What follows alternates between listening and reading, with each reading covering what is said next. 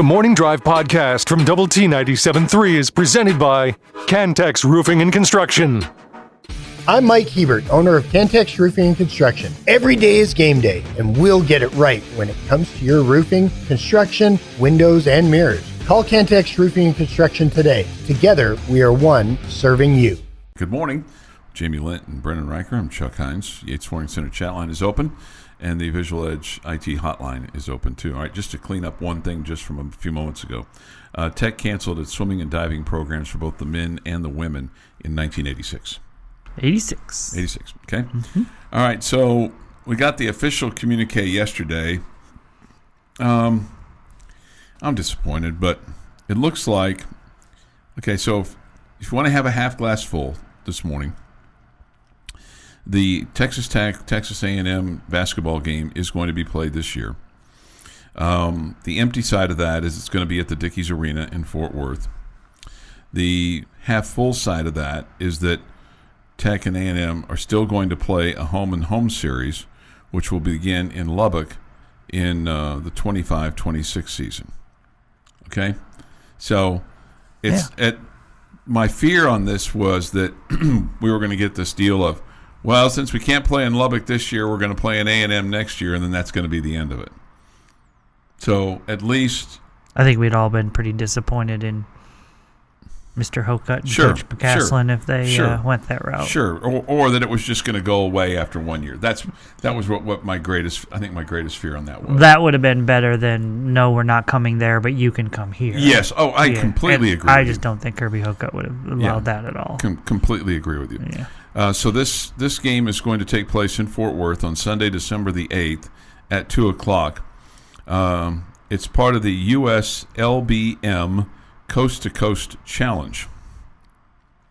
It begins with TCU taking on Vanderbilt at 11, and then a game between TCU and South Carolina at 6 p.m. to complete the day. I wonder if they're going to clear the arena after each game.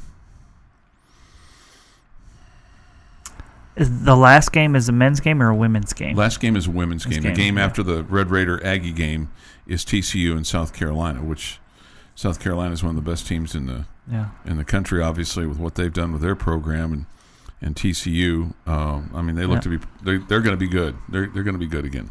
Yeah, I was thrilled to hear yesterday's news because, again, like you're saying there, I thought this was going to end up being a one and done. Yeah, mm-hmm. And so to hear that we will get them, the Aggies, to come here and Tech will go play there, I think that's great. We've all talked about non-conference play being a little bit of a dud for the home crowd. Yeah. And, so what we find out is in either 2025 or 2026, we're going to see the Aggies here for a basketball game. Yeah. I hope they try to do what they tried to do this year and make it a home football weekend as well, and make it a really cool weekend. And they want to schedule it the day after Thanksgiving. I think that's a brilliant idea, just like they tried to do this time. Yeah, no question. I mean, I was really looking forward to that. The Friday night and then the Saturday deal. I mean, it's still going to be a good weekend because you're going to have a home football game, and you're hoping that frankly that is going to be a meaningful football game for you when West Virginia comes to town for that last game. But I mean, a lot of that's going to be predicated on what happens these first 7 weeks. I mean, do you go out and go 6-1 or 7-0? So I think the first 11 weeks. Well, sure, but I mean, I guess I look at it. I've got a lot of confidence that they're going to finish strong, but I mean, they've got obviously a tough schedule to finish up with. It might be harder to finish strong this year just because the toughest schedule is at the end. Yeah. So speaking to your getting off to a good start over those first 7, but it feels like it finishes pretty tough for you with at TCU, at Iowa State, Colorado at home, at Oklahoma State, or home against West Virginia. It feels like there's definitely some games in there that strike some fear into you. Yeah, no doubt. I mean, some people might even take a split right now of those 4 games, or certainly you'd take. If somebody said to me, "Hey, you're going to go 3-1," I'm like, "Okay, well, I'll take the last 3: Colorado, Oklahoma State, and West Virginia." So people predicting a split starting with Iowa State. Yeah. Iowa State, Colorado, West Virginia, Oklahoma State. Would you take a split right now? I would predict a split. Yeah, I would be I would definitely take 3-1. You take 3-1. Gracious, yeah. Especially if you won the last 3. Yeah, I feel like that's 2 home wins there, and those are 2 tough teams, tough places to win on the road. Yeah. So I guess I look at this and go, okay, well, at least it's going to be on the schedule. I wish it weren't going to be at a neutral site, but it's a business thing because the Aggies decided to go play in Vegas, and I get it because they're trying to raise money to pay their players too. They don't have to raise money. Like the tournament themselves pays the players. Right. But sure. But it's just another way for them to get money. It is. Which is, exactly what the college basketball players need because they're not getting enough NIL. There's a part of me that feels like this is, I'm really curious about how this is going to work from a ticket standpoint. If I had my wish, okay, here would be my wish. If I had my wish, it would be a ticketed event for each game, or at least our game is separate from the TCU 2 games. If TCU packaged it up and made it a TCU doubleheader for their men and women, I get that. Just don't include our game in that. You follow me? Yeah. And the other part of that is I wish that they would say to the Red Raider fans, I don't know how the ticket split's going to be because it seats 14,000, that season ticket holders and may have to put it at a certain level because they're going to have like probably. Does TCU get to run this? I don't know. It's not on TCU's campus. I know. They're involved, but they don't get to run it. I know, but I mean... So to say, well, is TCU doing this or is TCU doing that, is it their call? I don't know. I'm just... Like I said, I'm just... If it was, at the Dirty Floor Center there that TCU plays on, then they should get the right to run things, but this is not being played there. I just wonder if it's a separate ticket for each game. I mean, it's a tight squeeze because TCU and Vanderbilt tip at 11. Our game's at 2. These games are generally a couple of hours long, so that would put you. I would guess that's a 1-ticket deal. I would hope so. And my point was going to be, I'd love it if they would give Tech season ticket holders, and again, you may have to be at a certain level. No, that's not going to happen. A chance to buy those tickets. Oh, buy them first. Yeah, buy them first. That's it. Okay. That's it. And again, it might be at a certain the lower level people or the suite level people. But this is not run by Texas Tech. It's run by somebody else. So why would they bend over to help the Texas Tech season ticket holders? I didn't say it was reasonable or rational. Yeah, it was a wish. This is the Morning Drive Podcast from Double T 97.3, presented by Cantex Roofing and Construction.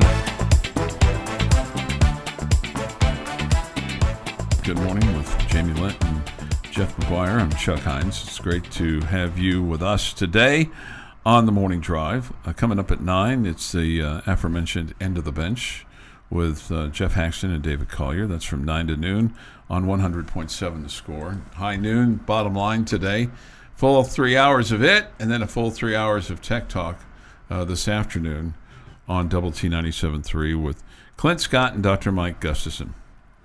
All right, we have NFL football. I was going to say we kind of have NFL football. Well, it's NFL football. I mean, they're gonna have a game tonight, the Hall of Fame game. It's going to be incredibly exciting. I mean, down to the wire action everybody's been waiting for. It's the most anticipated event in weeks, and so you should tune in to 100.7 The Score tonight and listen. Some say it's the Super Bowl of the summer. It is the Super Bowl of tonight. Game time is 7 o'clock tonight. You're not watching the Olympics. Okay.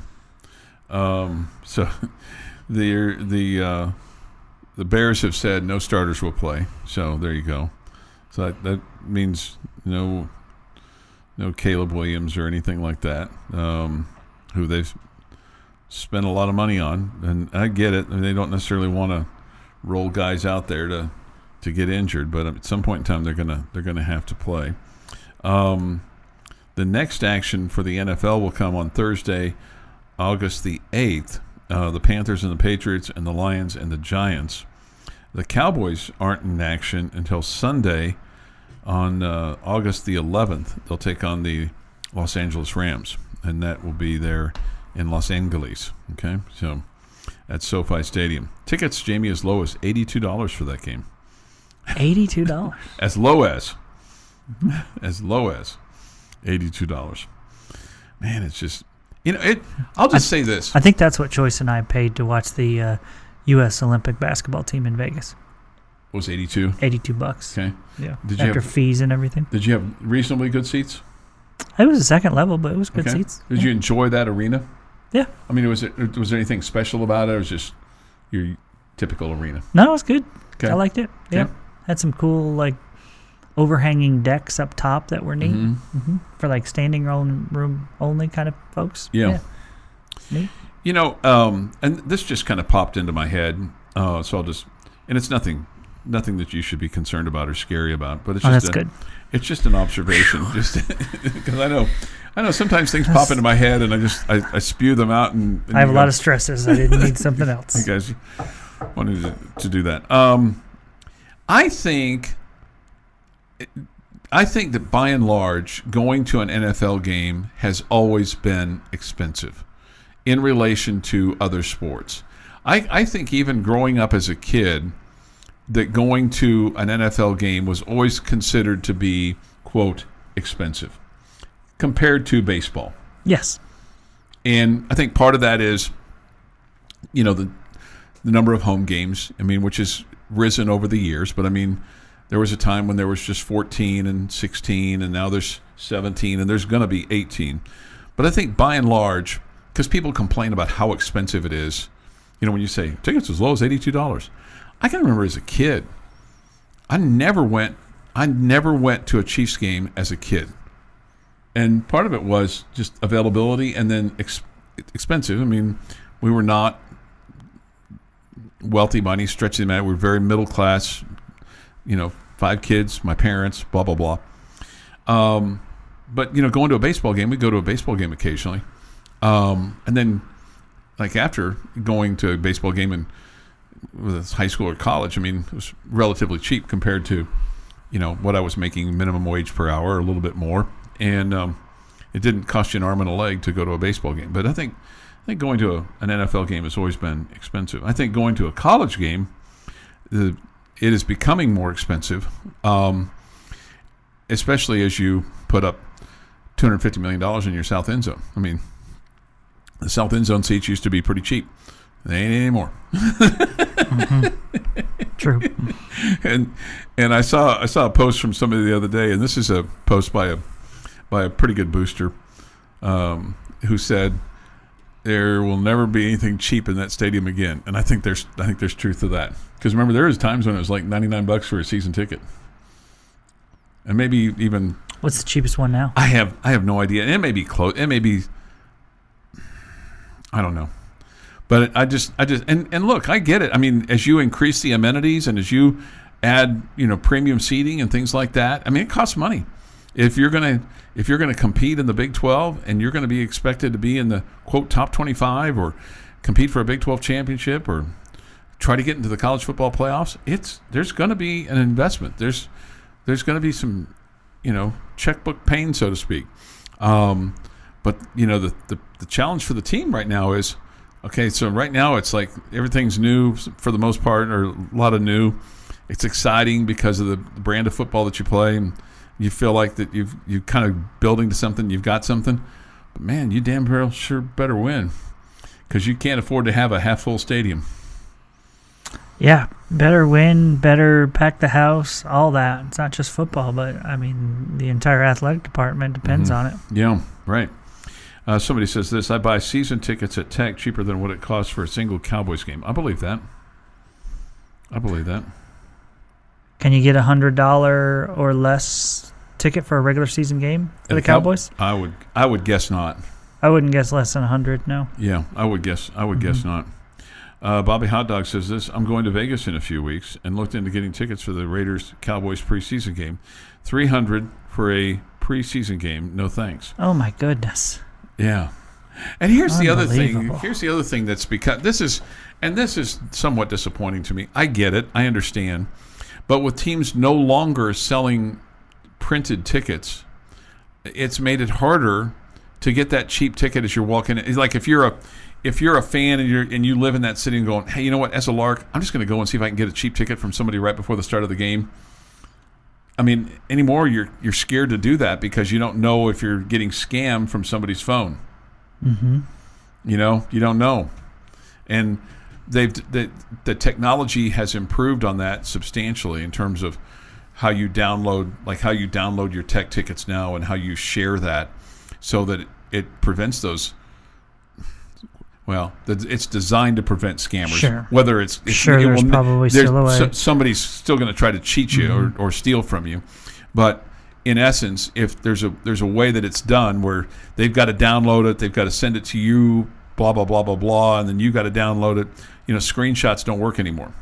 It used to be you could just screenshot somebody. Well, right. But you can't do that anymore. There's a reason for it. Yeah. Yeah, because people were stealing from people. But the day of being able to, stand over there in the corner and go, hey, I got an extra. And you're just thinking, hey, I'll just sell this for some beer money. If I could get, $10 or $15, then I got some beer money. Mm-hmm. Or I'm just trying to recoup what I got.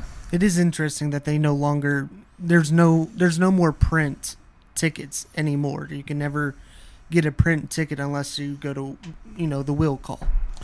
Yeah, and the other reason for that too is it's expensive to print 60,000 tickets. Yeah. Yep. Whether it's 60 or 70 or 80,000 tickets, I mean, that's a savings that you're going to need moving forward.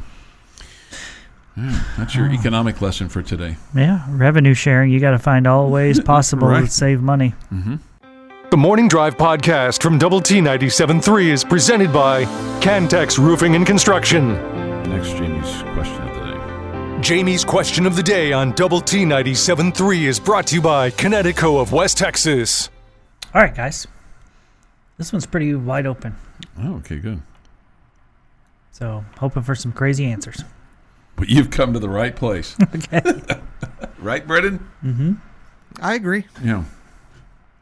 All right. And don't give me the silly, they got to go 12-0 or anything like that. Mm-hmm. Texas Tech will finish in the Big 12 top 4 of the Big 12 conference. Mm-hmm. If. Fill in the blank. If. Fill in the blank. So I think that's above what everybody has them picked. Okay. Because, some have it 5th, 6th, 7th, right? 7th was... Is that the preseason media poll? 7th? I thought it was 9. 9? Okay. Yeah. All right. Man, I feel like this is going to be a boring answer. Kind of sounds like that commercial. Man. I think Joey McGuire said it best on Monday when he said, in order for us to play meaningful games in November, our skill guys are going to have to be the skill guys that we think that they are. And specifically, I think he pointed out the wide receiver group. I think they feel really good about the running back group, obviously with Taj Brooks, and then keeping the quarterback upright and healthy. And that's Baron Morton, because there really, while there, quote, is a plan B, and they'll say, the guys behind him are capable, it ain't like what we've had in recent years where you go, well, if one goes down, we got two. One goes down, we're screwed. At least that's kind of how I see it. Mm-hmm. For me, and I've been kind of consistent on this, I don't just want to say you got to win on the road, because I think that's given.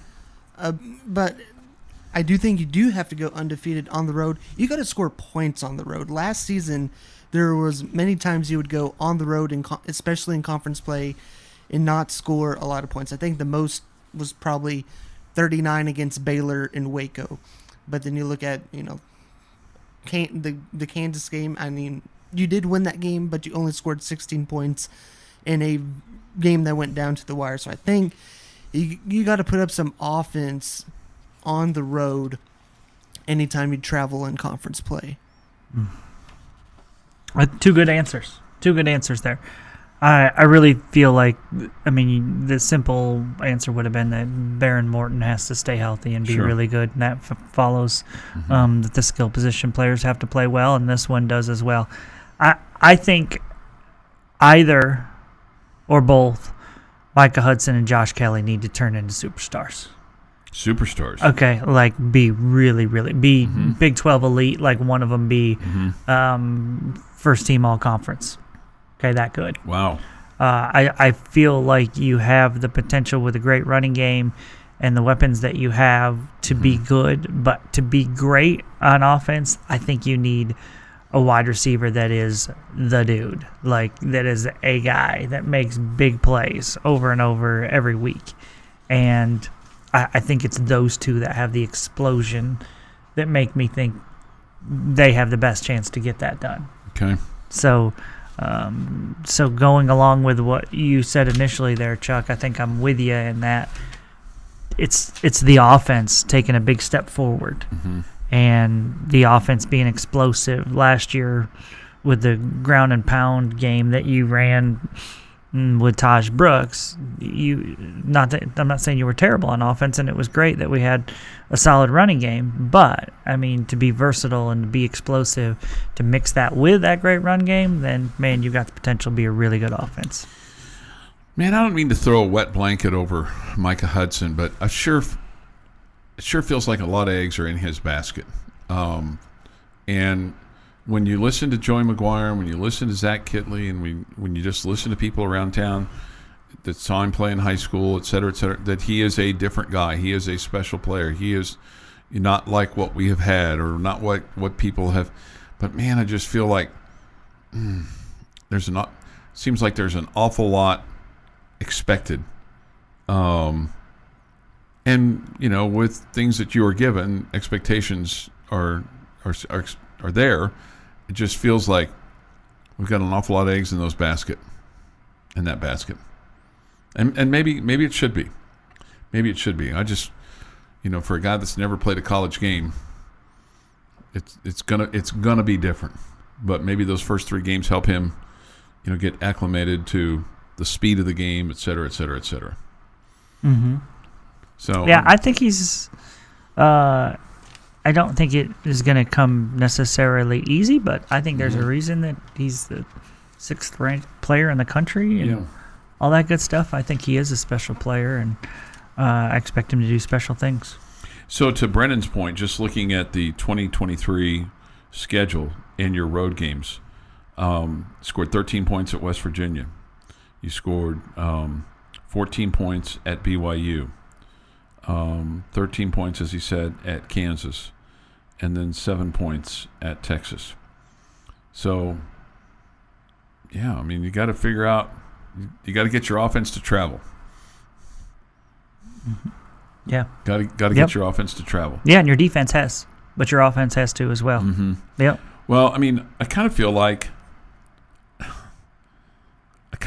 if your defense, like, not to repeat all this stuff that we went through with the season, but if you're going to tell me your defense is going to hold a team on the road in the Big 12 to 20 points like they did at West Virginia, we damn well better win that football game.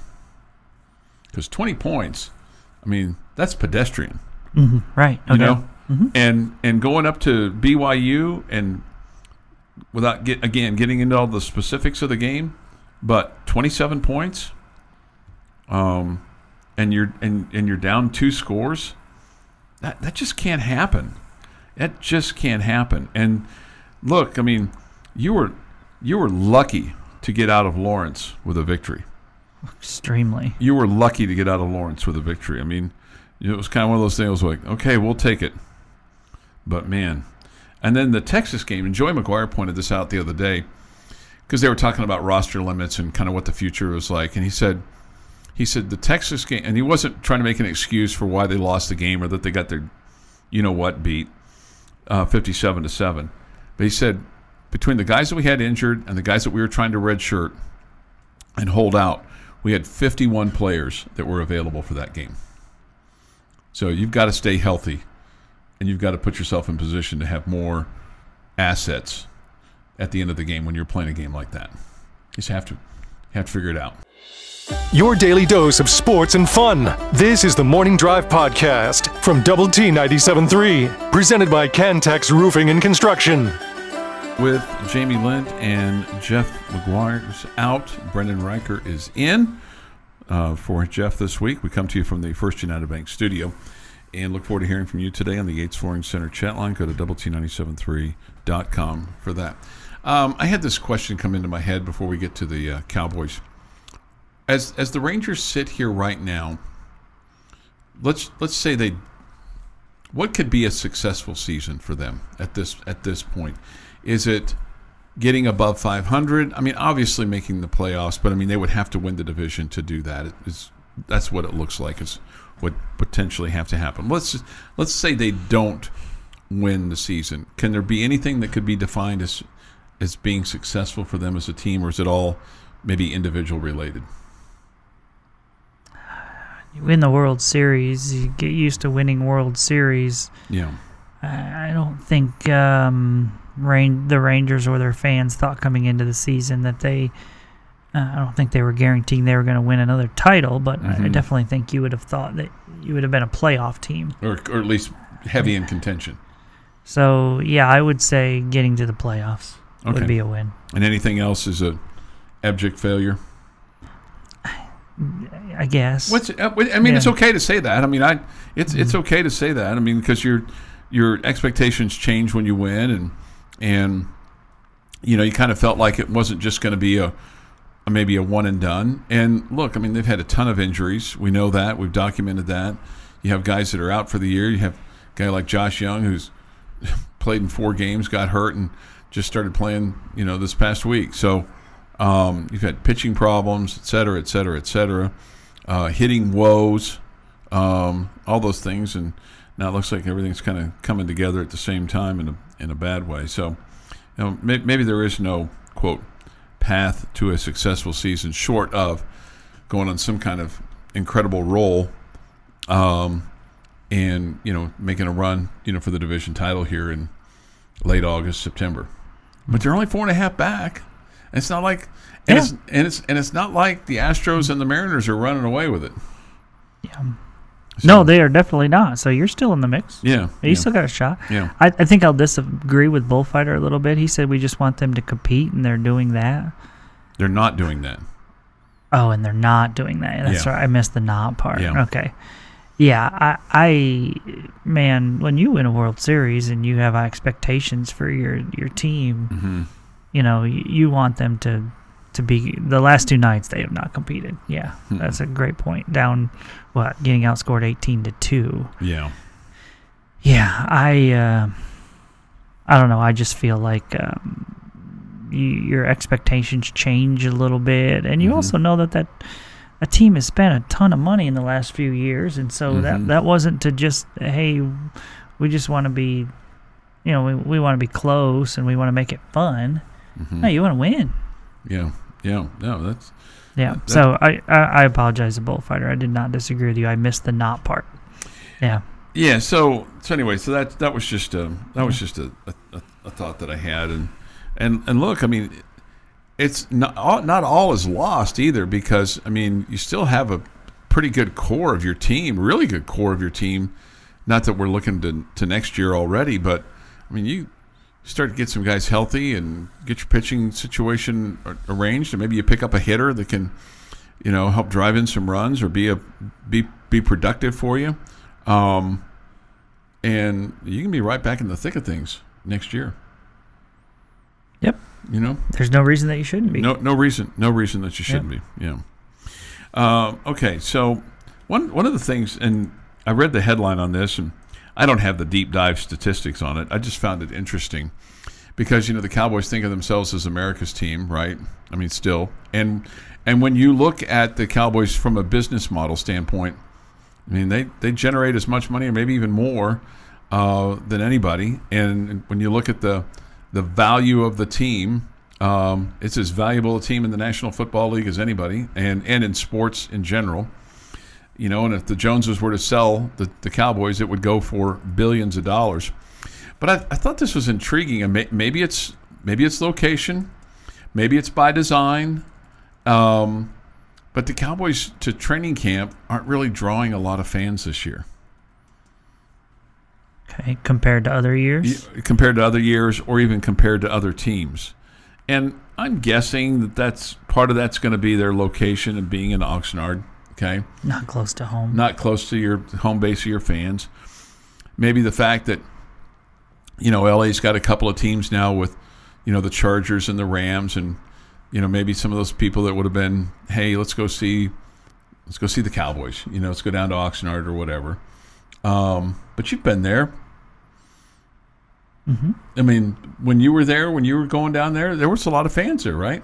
There's good crowds. Yeah. Yeah, I mean, And it's not like, I guess the other thing too is, it's not like you really are depending on that revenue, to to kind of fund your football team training camp attendance.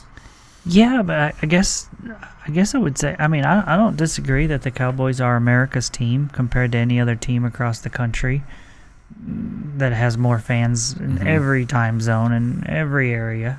I would guess the Cowboys are that, but you could throw my favorite baseball team into the mix now. But when you're not a factor for so many years in a row, it probably wears off a little bit. Yeah, the mystique of it, sure. Yeah, and so maybe your parents who lived in California were Cowboy fans, and you were going to grow up a Cowboy fan, but they've done nothing, and now there are other teams to root for, or... I mean, it just feels like everywhere around these parts, everybody has just switched from the Cowboys to a different team. And I'm sure there are plenty of other bandwagons across the country that are doing the same thing. I'm not a Cowboys fan anymore. I'm a fan of this team instead, or that team instead. So, I don't know. I'm not sure what the reason for that is, but, and like I just said, I would say the same thing about the Yankees. They probably in baseball were that team that crossed the country. Everybody knew of them, rooted for them, whatever. But you don't win a World Series in 15 years, and suddenly you're not that big of a deal anymore. Yeah. I mean, when you kind of look at it and you go, your core, maybe your hardcore fan, who might be in their mid-20s to early 30s, they were youngsters and may not even remember hardly at all. Yeah. The last time the Yankees won. And by the way, thanks to the texter yesterday who suggested that show on Peacock about the Yankees, the Bronx Zoo. Holy cow, what a mess. I watched the first episode last night. 1990 New York Yankees were pretty bad. Okay. Pretty bad. This is the Morning Drive Podcast from Double T 97.3, presented by Cantex Roofing and Construction. Let's see this. Most, if not all, of the other NFL teams train near their home other than the Cowboys. I grew up 100 miles from San Angelo when the Oilers used to train there. Love to go see them. Yeah, I think the Texans, for the most part, train there in Houston. And a lot of these teams do train nearby. And, some of the thought was, get isolated, get away from all the fans, and then... I think then teams started realizing, hey, they can't charge for admission. I don't believe they charge for admission to go to the camp, but everything else costs, concessions and gear and stuff like that, because I think the NFL rule is if you charge admission to your training camp, then that allows scouts from other teams to come in and scout your games or scout your practices. Yep, that's right. Because Washington went through this, and then they're like, oh, okay, well, then we're not going to do that. But still, you're trying to create energy and excitement and all those kinds of things about it. And it used to be, there was a time where Wisconsin was like a popular place for teams to go train because of the weather. The weather was more, adaptable. Quote, we can get more work in, and those were probably during two-a-day times where, you're not doing as much of that anymore because you've got so many off-season practices and drills and things like that by the time you get to camp, I mean, you're installing your playbook and you're refining things and seeing who's, going to battle for certain positions. Steven says this, it seems to me so much of this younger generation are fans of players rather than teams, and at the most important position in football. I don't know how many people are fans of the Cowboy quarterback. Yeah, and I don't even think that's I don't think you're talking about teenagers now either. I think that's 20s and 30s. And I think the fantasy football leagues have have really helped germinate that. Yeah, absolutely. And because you're just rooting for your fantasy football team more than you are your actual team. Your actual team, yeah. And I think you're exactly right. So that's real. I mean, I got nothing against anybody who wants to play fantasy football. Nope. And I also have nothing against people who want to just root for their team. Just flip. Well, I just feel like it. I mean, if people want to bounce around, that's fine. Yeah. Yeah. Just don't act like you're longtime loyal fans. Yeah. No, I get it. I mean, when Patrick Mahomes stops playing for the Chiefs, there'll be the Chiefs fans will move on. The Patrick Mahomes fans will move on from the Chiefs. Or if the Chiefs weren't winning as much. Well, there's those two things are in combo. Yeah, absolutely. Those two things are in combo. Yeah. I mean, I do enjoy it. Well, kind of. When somebody says to me, "Oh, you're a Chiefs fan." Yeah, look, I go back to the 60s. So they're my first love. So, at any rate. Okay, so CeeDee Lamb. Here's what Adam Schefter says from ESPN. He says, at some point in time, whether it's today, next week, or next month, the deal with CeeDee Lamb is going to get done. They're going to figure this out. He's not going to miss a game this season. That's a pretty strong statement there. I mean, he's an insider guy, and this article was written yesterday. Okay, there's another comment in here about CeeDee Lamb. Stephen Jones has said in the last few days that they've offered deals to both Lamb and quarterback Dak Prescott. We talked about that. And that Clarence Hill of the Fort Worth Star-Telegram has reported that the Cowboys are much closer to sealing the deal with Lamb than Prescott. Schefter says this: Prescott is in a different situation, quote unquote, a different situation. So, at any rate, I do think the CeeDee Lamb deal is going to get done first. Kind of feels that that's heading in that direction. Yeah. Yep. And I don't know if the Cowboys are willing to roll the dice with Dak Prescott, but I think if you polled Cowboy fans of the NFL, and said, all right, see, you're going to make a choice here between two guys. You want to get the deal done with Lamb, but are you willing to roll the dice with Dak Prescott and see what happens? I think people would say yes. I think so too. Yep. I think people would say yes. Mm-hmm.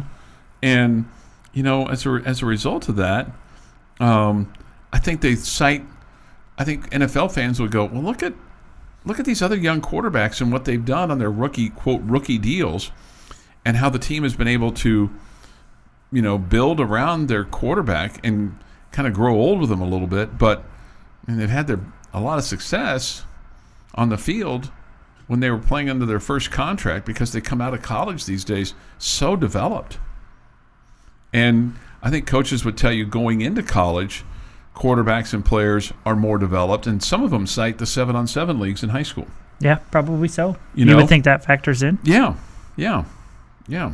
So I think this all kind of flows together, so that, the development of today's athlete, whether it's, and I think you can include baseball in this, and I think you can include basketball in this, and certainly football, that the development that they get at the youth level and the high school level is exponentially better than it was 20, 30, and certainly 40 years ago. Mm-hmm. And some people that's why they're ready to come in and compete right away. Right. Whether they're coming in as freshmen in college, or heck, even in high school these days, but then also being ready almost to play.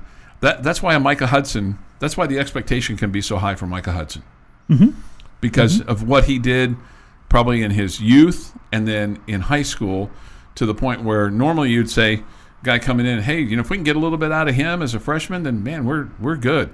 No, we have high expectations for him as a freshman. We need a lot out of him. Yeah, we need. Yeah, we need a lot of. The one challenge for Micah Hudson is he missed so much time in the offseason with the knee injury surgery that they fixed, and I don't know that we'll truly know how severe that injury was, or how.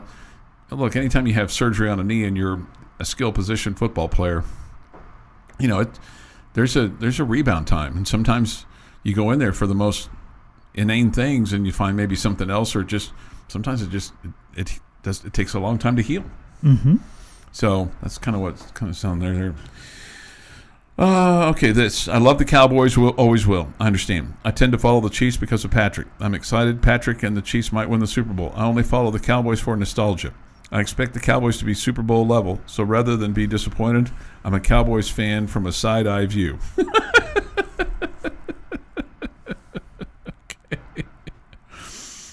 We get this.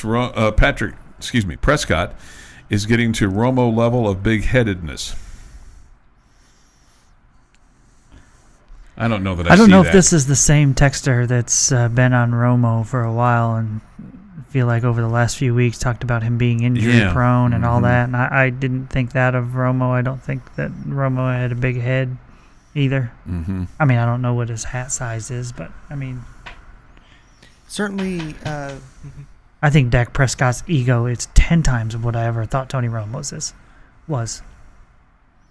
To be honest with you. Okay. One person writes in this with regard to the Cowboys, and they were in San Antonio 2009 to 11. Yeah, I remember that. And remember them trying to like plant grass in the parking lot or something like that.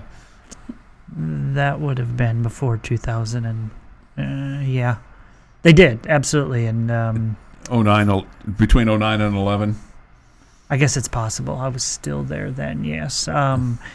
Yeah, they had it in the south parking lot, and it was the rolls of sod out there, and so the first day they said, we're just going to practice inside the dome today, but it's all getting ready, and we'll be practicing outside tomorrow.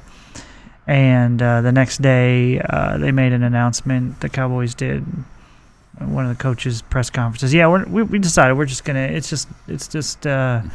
We think it'd be better to practice inside. We'll get more out of it. The distraction of the weather. Blah blah. We're gonna just practice inside. And then we talked to Emmett that day, and that's why I feel like it was before 09. I feel like it was earlier. And then Emmett that day was like, "Oh hell no! There's no way we were playing on that. That we stepped foot on that field. We're like, we are not playing football on this." And so that's why the decision was made. Emmett said no. Emmett said no. This has been the Morning Drive Podcast, presented by Cantex Roofing and Construction. Check out our library of Double T 97.3 podcasts at doublet97.3.com.